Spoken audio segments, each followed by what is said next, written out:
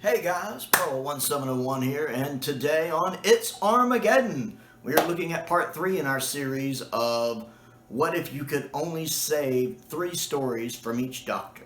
Now in part 1 we looked at the first 3 Doctors, and in part 2 we looked at Doctors 4, 5, and 6. Today in part 3 we're going to be looking at Doctors 7, 8, 9, and 10. So if you could only save 3 stories of these doctors from complete annihilation at the end of the world or whatever have you, which 3 would you save and why? For the 7th Doctor, this was a tricky one, but I went with Paradise Towers for the first one because I really loved Paradise Towers. I've only watched it once. I watched it when my season 24 box set came in, but it was a pleasant surprise to me. I did not expect to find another story in season 24 I loved as much as Dragonfire. And I had to pick only one of those 2 for the list, and it was a really hard choice, but I did go with Paradise Towers. I like a lot of what's going on in it. I like that it completely puts to rest this notion that season 24 is silly and campy and you can't take it seriously. That's nonsense. And I think Paradise Towers is the story that proves that. Season 24 is not just Time in the Rounding. There's a lot of very serious subject matter going on in Paradise Towers that I think casual fans or modern series fans don't know what they're missing. They don't realize just how serious this season is. It's a very serious story. It has that kind of season 24 rainbow paint splashed over it. It's a very thin coat when you actually start digging into the subject matter of the story. I really enjoy it. McCoy has a very subdued performance here. Not the campy, wacky, silly performance that he's stereotyped as having in this season. Definitely not like his Time in the Ronnie performance at all. He has a very subdued performance here. I am looking forward to a rewatch of it to see if it lives up to my first impression of it the first time I watched it. The next time I'll probably watch it with the alternate soundtrack, the original soundtrack, see if what I think of that compared to the original. But I really like it. I think the guest stars do a fine job in it. I like the Kangs in it. I think they're a cool little group. Red Kang. I like them. And I like everything going on in the story. I really like Paradise Towers. I think it's a very underrated story. Next on the list is The Curse of Fenwick, and I know some people might say they think it's a little overrated. I might even agree. I do consider it essential Doctor Who, though. It's the essential, I think, Chessmaster McCoy story. I think it's well acted. I love all of the guest cast. We even have Nick Parsons on it. That's pretty awesome. I do think it's a little overrated. Like, for instance, Nick Parsons' death. I don't like how that's done in the story. It seems kind of pointless. But I love the 2 vampire girls. Come play with us! And seeing them drag the soldier into the water. I love McCoy's performance in this story. He's so good here. I love all of the different stuff going on. I like the character of Fenwick itself. I love the character of the Hemivores and the head Hemivore. I love the kind of cause and effect going on here. I love how the story ties in with Ace and kind of her backstory. I really enjoy that as well. She really is a fleshed out companion. I really think Curse of Fenwick is essential Doctor Who and a really good Doctor Who story. So I would definitely have to save that one. The third one was a little tricky because I know most people would want to have Remembrance on the list, and Remembrance is good, but there are too many aspects of Remembrance I don't care for, and I think everything that I would need Remembrance for, like establishing Chessmaster McCoy, Fenwick does better. So I think for me, I would say Ghostlight. And I know Ghostlight's a bit of an odd choice because it's kind of hard to follow, but I think that's one of the reasons I would save it, is I think it's a very intellectual piece. And I'd like that I could show somebody Ghostlight and be like, try to figure this out. It's got a good rewatchability to it. And I just like Ghostlight. I love the atmosphere of Ghostlight. I love the setting in the Victorian house. I love the creepiness of it. I love the acting in it, especially from like the madam of the house. The actress playing her is just so good in it. And you always get that sense of something is slightly off in Ghostlight. Like, you never quite know what's going on and everything just feels a little off kilter. I really like that. And I think that's essential. Now, moving on to the 8th Doctor. This one's actually really easy for me. because I've only seen 3 things by him, so it would be the TV movie, Night of the Doctor, and his version of Shada with the Flash animation, because those are the only 3 I've seen. To be fair, I like all of those. Even his version of Shada is good. It's different, and it does a few unique things I like that the 4th Doctor version of it doesn't do, which I mentioned in my review of the 8th Doctor's version of Shada. Of course, I enjoyed the TV movie. It's got its flaws, but I do think it's underrated, and McGann is definitely amazing in it. And I enjoyed Night of the Doctor. It was a pleasant surprise for the 50th. If there was one of his audios I think I'm most excited to experience at some point, it's the one I keep hearing about called Chimes of Midnight. I always hear that Chimes of Midnight is really, really, really good. So I think if there was one of his audios I really want to listen to at some point, it would be Chimes of Midnight. So moving on into the 9th Doctor, the first one on the list I had to go with was Dalek. Not only is Dalek my favorite Dalek story, it's also my favorite story from Series 1. And I don't think there's ever been a time when it feels quite so personal between the Daleks, or a Dalek, and the Doctor. But it seems very personal here. I mean, we're talking about the people that basically caused the destruction of his own people and left him alone in the universe. But he at least takes solace in the fact he got rid of the Daleks, and then suddenly there's another one, and it's running around killing people, and it has Rose. Just the rage and anger I get. It would be like, imagine someone killed someone in your family, a child, a wife, your parents, your brother, and then they went to jail for it. But then somehow, for some reason, they got out of jail, and you didn't know they got out of jail until they showed up on your doorstep for whatever reason. Maybe they wanted forgiveness, maybe they wanted to gloat, whatever, but they showed up on your doorstep, and you didn't know it until you opened the door, and there they are staring you in the face. Imagine the gambit of emotions you would run through between shock and being stunned to anger and rage and frustration.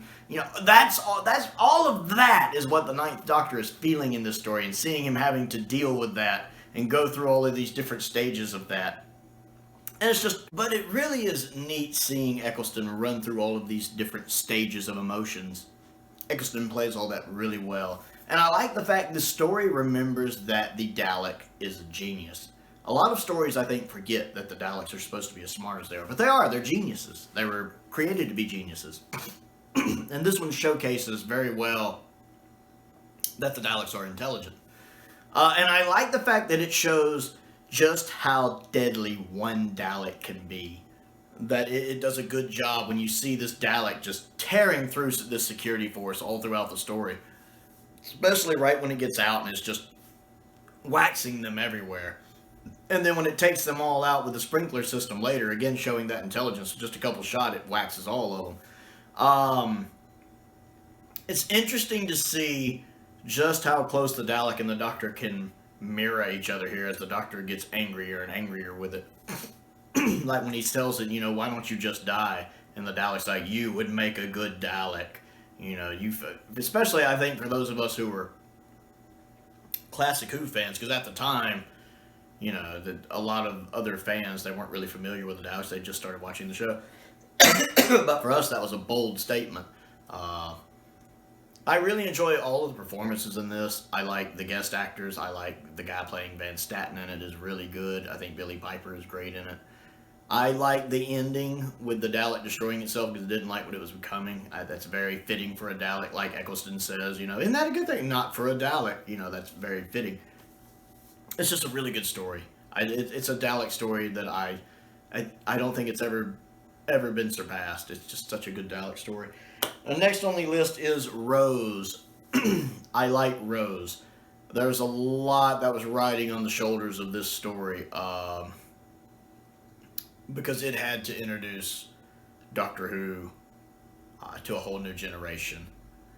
And it had to please classic Doctor Who fans. And I think it pulls it off beautifully. Much like how Spearhead in Space is a great soft reboot for Doctor Who to introduce people to a whole new era of Doctor Who, because Spearhead had so many first it was doing. Rose does a good job with that as well. It does a good job of introducing you to the character of the Doctor, and in particular this incarnation of the Doctor, and kind of explaining to the audience what the Doctor is about and how he is.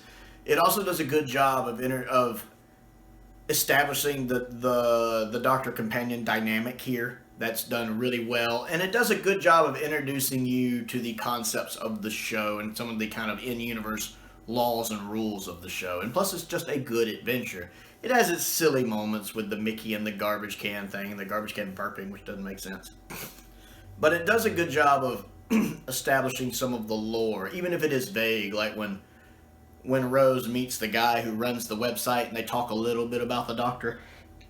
It's a bit vague, but I like the fact that they don't try to do a big exposition dump and explain to you everything about Doctor Who right here. It just gives you a vague summary kind of who the Doctor is, and it leaves it to later stories to flesh that out as the show goes on. I think that's the perfect way to do that. And again, all of the actors here do a really good job. Eccleston is just great here, the way he switches back and forth between being serious and being silly the way he does. He has that wonderful grin of his. And I love the fact that they bring a classic Who villain back, but not one that was used a lot. So it's not something you have to have seen classic Who to get roped into. The Autons were the perfect choice here. It's just a really good story, and Doctor Who would have really struggled if this first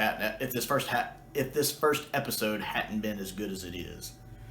And number 3 on the list is The Empty Child and the Doctor Dances. This is a fantastic two-parter. It's Stephen Moffat being just as good as Stephen Moffat can be when he doesn't have the weight of Doctor Who and Sherlock and other stuff going on his shoulders going on.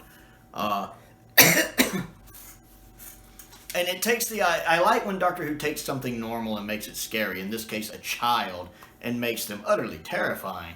I mean, even just hearing that sentence, are you my mommy, can send chills down the spine. It's such a well-written story, and again, the cast do a great job.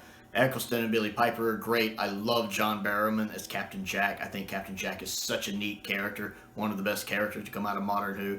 And definitely a well-written, well-fleshed-out character that I think is a huge fist punch in the air for the LGBTQ community for having a character that's not just a cookie cutter stereotype. He's a really well-developed character. And John plays him great. I like a lot of the other guest cast, though the one playing Nancy, she's great. I think the guy playing Dr. Solomon is great. I really like him as an actor. That whole scene when he's talking to the doctor in the hospital, explaining the situation. And then when it shows the scar on his hand and he knows what's about to happen, but he's trying to help the doctor as much as he can before it happens. And just, I love the ending. When the doctor realizes he can save everyone. His Everybody Lives speech, I think, is one of the best speeches in Doctor Who. It's phenomenal. Because, especially this early in Doctor Who, in the modern series, people die in Doctor Who. If you go watch the classic series, people die. Not everybody makes it out. You don't believe me? Go watch Horror of Fang Rock. See how that works out for the guest cast. People get killed. So I like in this story, you do actually see him get to save everyone. And you see that pure joy on his face, especially for this doctor who has lost so much. The fact that he does get to save everyone, and he is so happy and overjoyed. And his Everybody Lives speech, Eccleston is just so amazing there. That huge grin on his face. Everybody lives! I love that. That puts such a smile on my face every time I see that scene. Very well done story. Love the fact that it's shot at night. That is perfect for a story like this. It does have a creepiness to it. In parts, nighttime is the perfect time to shoot this story. It's really, really well done. Really well done. And then moving into the 10th Doctor. I'm going to start off. The 10th Doctor, let me say, is the hardest one to do. It's the one I struggled with the most. Because there's so many stories in his run. And there were several of them that aren't on the list I wanted to put on the list, like Shakespearean Code, Planet of the Dead. I actually really enjoyed Planet of the Dead. I think it's very underrated. The Human Nature two-parter. The Library two-parter. There's so many good Tennant stories that didn't quite make the list. But I'm going to talk about why I did pick the 3 that I picked. And one, I went with School Reunion. One, this is a great connection to Classic Who, especially this early in the modern series run. It's a great callback to classic Who, bringing in Sarah Jane and K9. And Elizabeth Sladen slips back into the role so well. She's so good here. And her and Tennant have such a good chemistry that I firmly believe this is the Doctor and Sarah Jane. It might be a different incarnation, but it's the Doctor and Sarah Jane. And the fact that the 10th Doctor and Sarah Jane get on so well, just like the 3rd Doctor and her do, just like the 4th Doctor and her do. The 10th Doctor and Sarah Jane click really well. I love their dynamic together. I love seeing K9 back with John Leeson voicing K9. I think it's really sad when the K9 Mark III gets blown up and how he sacrifices himself to save everyone. That's a touching moment for me. Even now, when I rewatch it. And this is a story I've rewatched many times. Not so much in recent years, but back when Tennant was the Doctor and Smith was the Doctor, even to Capaldi, I used to rewatch the Tennant era a lot. And this is the ones I went back to a lot. I really like it. I mean, I'm glad we get the Mark IV K9, because he's cool too. But it's really nice seeing K9 realized with kind of modern effects with the laser blast. I like everything going on with the story. I love that they bring in the actor playing the Headmaster, who also played in Buffy and who also played in Merlin. I like him as an actor a lot, and he's really good here. I love anytime him and Tennant are in the room together when they're talking. Like when Tennant's telling him, if I don't like it, it will stop. You know, you get one warning. That was it. I love that confrontation scene between them. It is so well done on all the levels. The acting, the filming, the directing, everything. I like that for Rose, this is kind of a glimpse into what could happen, and the fact that she's not the first companion, and that some people get left behind. It's an interesting to watch her seeing all of this as well. And it's nice closure for Sarah Jane, even though we do see more of her again later. It's easy to see why Sarah Jane got her own spinoff, because the character is just marvelous here, and Elizabeth is so marvelous here. And again, I just love the story. I enjoy it. And then it's violent. A child gets eaten at the beginning of it. I mean, it happens where we don't really see it, but that little girl gets eaten for lunch. That's crazy. I can't see Doctor Who doing that now. But that's Doctor Who. People die. I mean, people you like die. You know, you see that girl walk into the office and then you know she got eaten. That's Doctor Who, man. People die. That's part of it.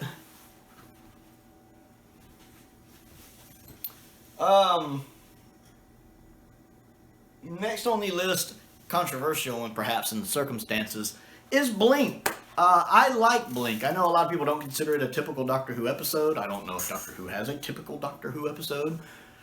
I like Blink, and yes, I know it doesn't have a lot of Tennant in it. And I can see why people wouldn't pick it if you could only save 3, but I pick it because the actual story is great. It has a strong narrative. One, the Weeping Angels are one of the best villains Doctor Who has ever done. Granted, they've been watered down a little bit since, but they are a phenomenal concept. I just love the idea of these things. And again, you're taking something normal, a statue, and making it terrifying. With these things that can only move when you're not looking at them. But man, are they fast. I love them as a concept. I love the incidental music in the story. I love the effects when you see them, and it makes that little whoosh, sound when they move sometimes. You see them shift. That's a great sound effect. I love, again, that this one mostly takes place at night. It utilizes that well. I mean, it takes place at day, at night, but I love the night scenes. I love the creepiness to this story. I think Carrie does a great job as Sally Sparrow. I really like her character. The brother in the story, the acting's a little, but all of the other acting I think is really good in it. I love the fact of the angels basically kill you to death, that doesn't make sense. They send you back in time and live off that residual energy. That's a fascinating concept. I like how the Doctor tricks them. I love the workings of this story and how the Doctor has to set everything up with the DVD to communicate, and how it really utilizes the Doctor being a time traveler and time travel in this story to make it work. It's such a well done story, and the bit Tennant is in it is great. It's such a good story. I think you have to keep it, even though there's not a lot of the 10th Doctor in it, just because it is such a strong story and it has such a strong rewatchability, that I think you have to keep it. And then the last one I went with, again, it was a hard choice picking the third one. I did go with The Girl in the Fireplace. I love this story. Again, Stephen Moffat. Stephen Moffat writes some of the best stories of Russell's era, period. I love The Girl in the Fireplace. The actress playing Madame de Pompadour and David Tennant, again, they have such good chemistry together. They are so good when they're on screen. They're so much fun to watch. And you could easily see the potential for a relationship to form here. Now, a lot of times I don't like a relationship between the Doctor and someone else, but there are times when it's done right that I like it, and I like it here because you could see the potential for that happening here. They definitely have a connection. There's obviously a connection here. This is one of those times where a lot of people complain about the 10th Doctor being too human. That's one of their issues with him. But for this story, it works. This is a perfect 10th Doctor story. His human characteristics work really well for this story. I love everything going on with him here. I like that they're on this ship in the future and that they can step into different times of Madame de Pompadour's life in 17th century France here. That's fascinating as a concept. And I love that everything, while she's moving in real time, her own lifetime, the Doctor is just popping up at different points in her life because of events of the story. I love the design of the actual robots, or whatever you call them, the clockwork robots or androids or whatever. I love their design, just like the 10th Doctor does. I love their disguise, that kind of 17th century garb they have. I love the way they move. I like the ticking sound they make. Again, it's a little creepy, a little unnatural, which adds that creepiness factor I like. The way they move, the mask. It's really well done. And then the ending, it has that sad ending where he's not able to see her and then she passes away. And Tennant's such a good actor. He does so much with his face. Tennant doesn't have to speak. You can always tell the emotions the 10th Doctor is feeling by the look on his face, because Tennant is such a good actor that I enjoy watching that, and how even Mickey and Rose kind of pick up on that they need to leave him alone. Mickey's like, hey, why don't you show me around, that he needs to kind of be left to himself. And they ask him, you all right? And he's like, I'm always all right. I love that line, because I think we've all had those moments in life where something is bothering us or upsetting us, and then when somebody, hey, are you okay? Yeah, I'm good. Even though you just kind of want to be left alone and not talk about it. I think we can all kind of connect with that. We can all equate with that. We've all had those moments in our life. So I always enjoy that line. It's such a good story. And I love the incidental music. The Madame de Pompadour theme and the various versions of it in the story is one of the most beautiful pieces in Doctor Who, pieces of music in Doctor Who to me. I absolutely adore it. It really helps me enjoy the episode. So those are my thoughts on the 7th, 8th, 9th, and 10th Doctors, the top 3 stories I would save. I would like to know what you think of these stories and which 3 you would save if you could only save 3 of them. So comment down below and let me know what you guys think, because I always enjoy hearing from you. Other things to do: click the like button, click the subscribe button. I am trying to grow the channel to 1,000 subscribers. That is my goal at the moment. We are slowly but surely getting there. I think we're up at around 670 at this point.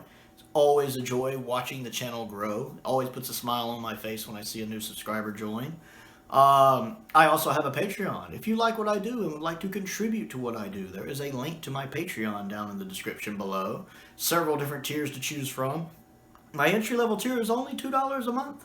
And it always puts a smile on my face when I see somebody join that one as well, even if it's just at the entry-level tier.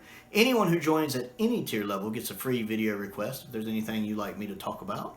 I want to give a special shout out to 2 of my top tier patrons, the 5th Doctor and Stephen Crane. I really appreciate them supporting me on Patreon, as I appreciate the support of all of my patrons, all of my subscribers. I also have a P.O. box. If there's anything you would like to send me, anything you would like me to talk about and review, Doctor Who related, sci-fi related, or otherwise, you can check out my P.O. box in the description as well. And I even have a link to my Amazon wish list down there if you would like to check that out. I would appreciate that. Most importantly, though, thank you for watching.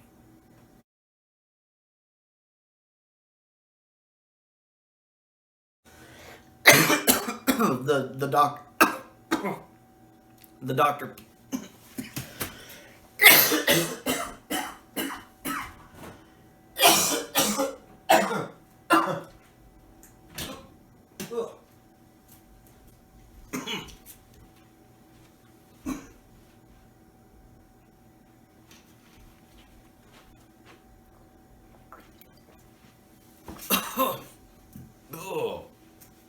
eat right before you do a review. Ugh.